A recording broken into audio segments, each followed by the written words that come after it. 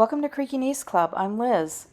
This video is going to talk about two dark periods in South Korean history. We booked our DMZ tour through Dragon Hill Lodge, which is a military resort for active duty and retirees. The tour cost around 80,000 won per person, or roughly $58 US per person.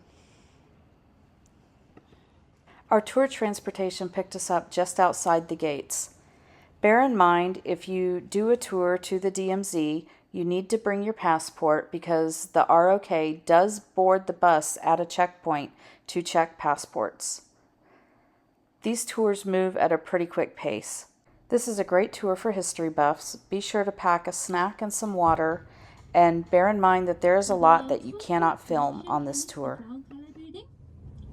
2 o'clock? 2 o'clock. That's brown color building. It used to be U.S. Army base. We used to have U.S. Army bases here. That's Camp Warrior. If you go straight near the JSA, Camp Boniface, near the Unification, three U.S. Army bases here. The DMZ is a buffer zone that separates both North Korea and South Korea. We got a good overview of the history from our guide. This view here is from the Dora Observatory, which is just past the border check in the civilian control zone, and it's looking into North Korea. From here you could see Propaganda Village.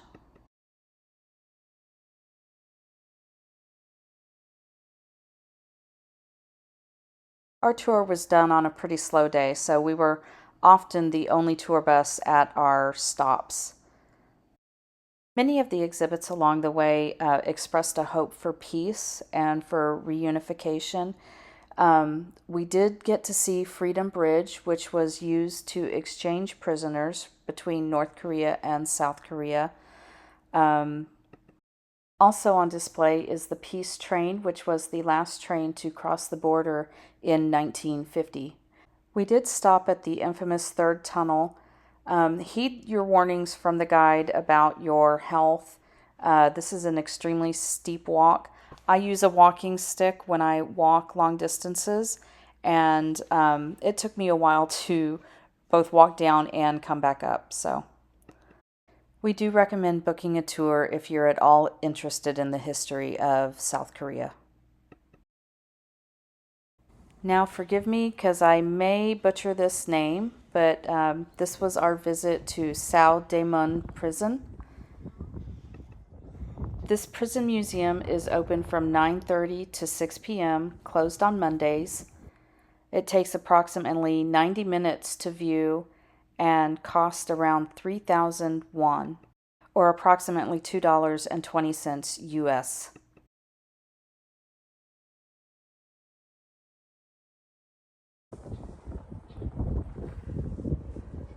This prison honors those that suffered and gave up their lives during Japanese occupation.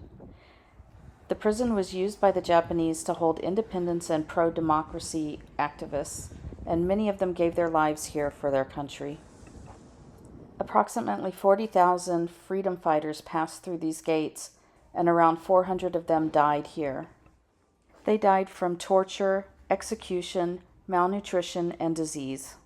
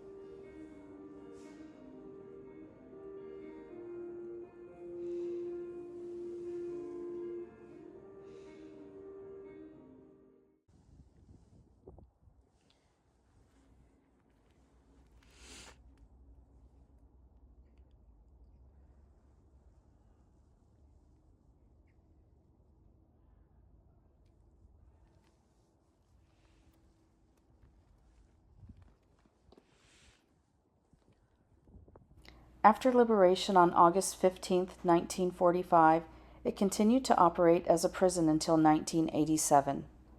This museum is wheelchair accessible. It's located within a short walk of the Dongnaemun Station on Subway Line 3.